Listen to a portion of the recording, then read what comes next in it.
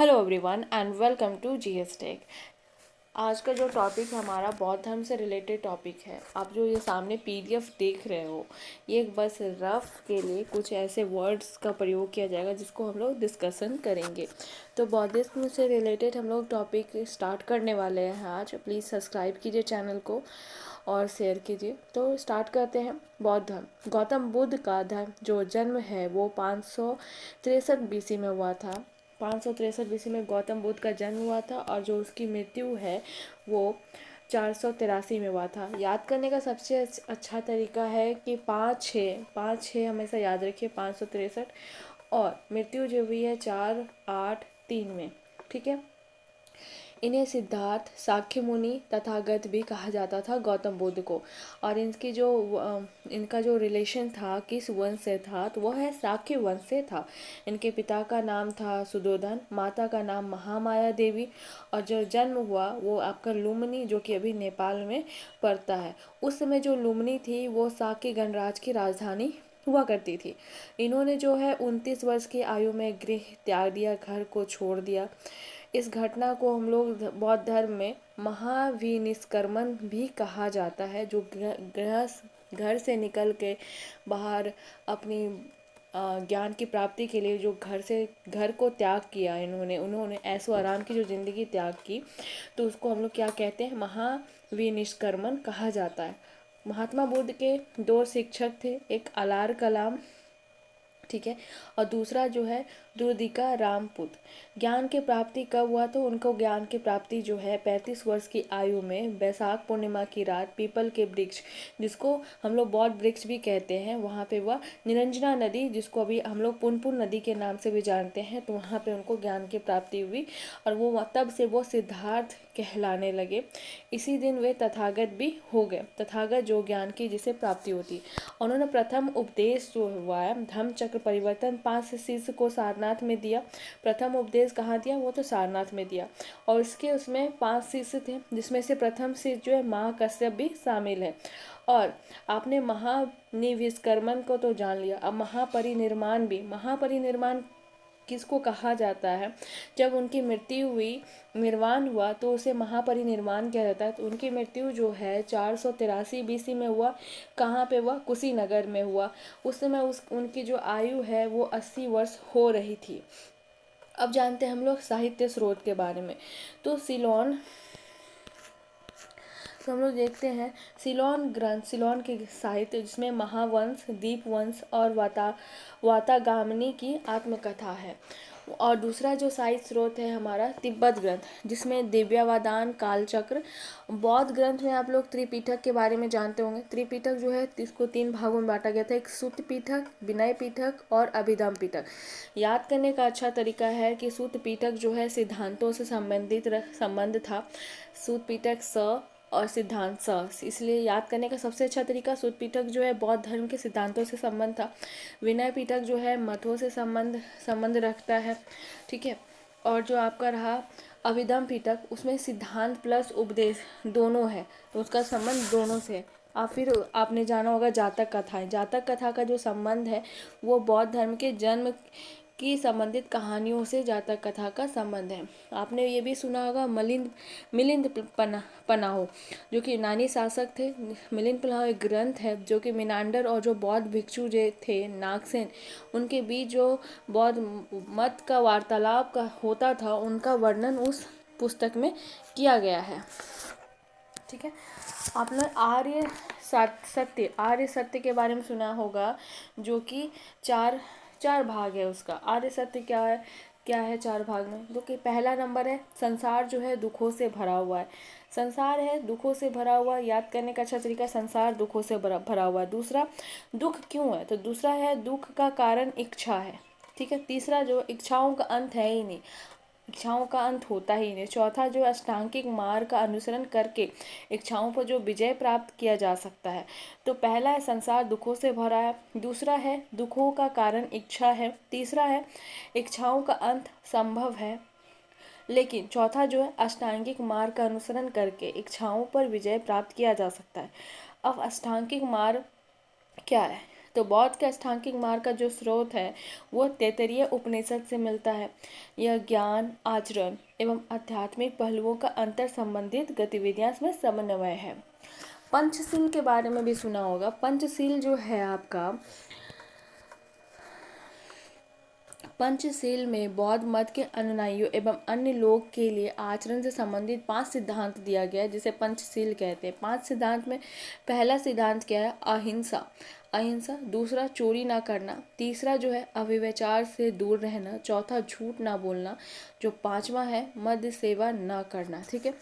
त्रिपिटक के बारे में हम लोग जानते हैं विस्तार से। विनय पिटक में बौद्ध मतों में रहने वाले भिक्षुओं की अनुशंसा संबंधित नियम दिया गया है। सुत्त पिटक आप जान रहे हो, सिद्धांत से संबंध है। ओके।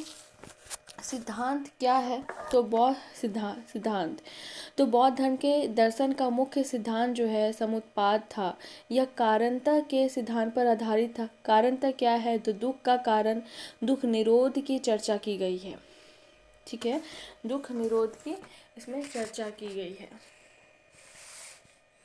बौद्ध धर्म के संप्रदाय क्या है? तो बौद्ध धर्म को 2 संप्रदाय में, मुख्य 2 संप्रदाय है जो कि महायान और हीनयान है, आप जानते हैं।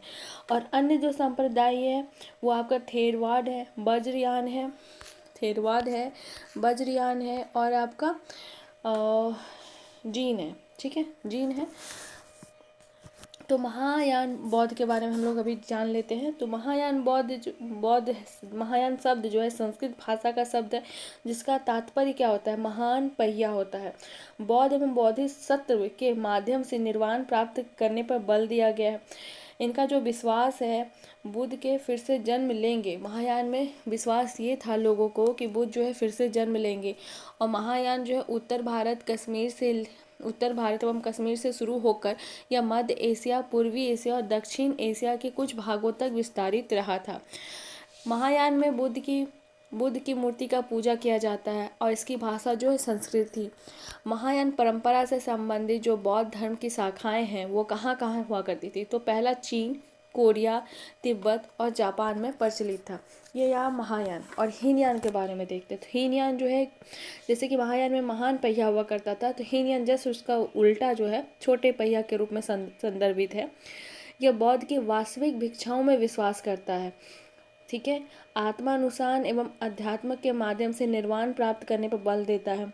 इसके अनुसार बुद्ध का जन्म नहीं हो सकता है दोबारा, और मूर्ति पूजा पर विश्वास नहीं करता है। और हीनयान की जो भाषा थी वो पाली भाषा थी। इसके अनुसार बुद्ध एक गुरु था, ना कि भगवान था, जबकि महायान में बुद्ध को भगवान की तरह से पूजा जाता था, उसकी मूर्ति पूजा की जाती थी।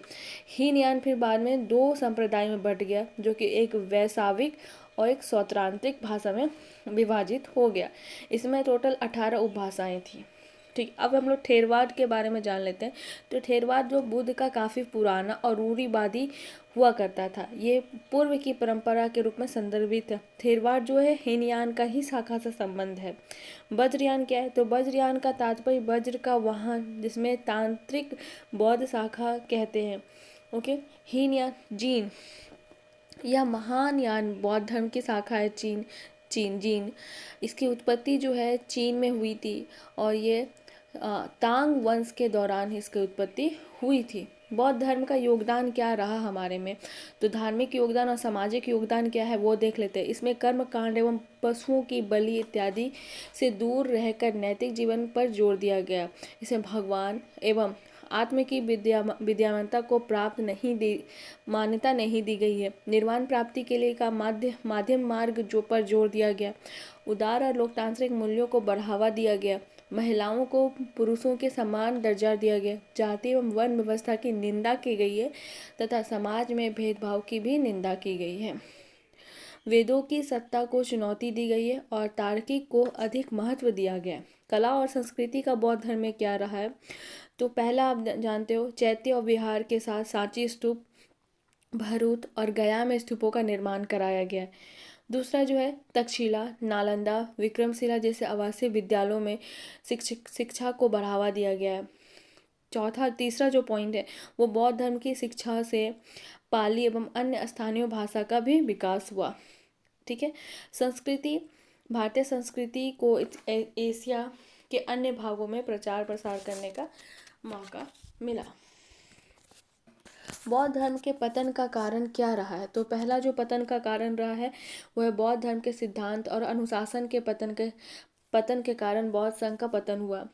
सबसे पहली बात, बौद्ध धर्म में संस्कृत को अपनाना शुरू कर दिया, जो कि कुछ विशेष वर्ग के ही भाषा थी। सबकी भाषा तो नहीं थी, सबकी भाषा स्थानीय भाषा थी। फिर 5वीं में 6वीं शताब्दी में हुनों का भी आक्रमण हो गया, जिसके कारण बौद्ध धर्म का पतन हो गया। ठीक है। और अगर जाने यूनेस्को द्वारा विश्व विरासत स्थल, तो विश्व विरासत स्थल कौन कौन सा है? तो बिहार में नालंदा है, महाबिहार। दूसरा है मध्य प्रदेश में सांची का बौद्ध स्तूप। तीसरा है बोध गया। चौथा जो है महाराष्ट्र के औरंगाबाद में जो है अजंता की गुफाएं। बौद्ध संगति टोटल कितना हुआ है? 4 हुआ है।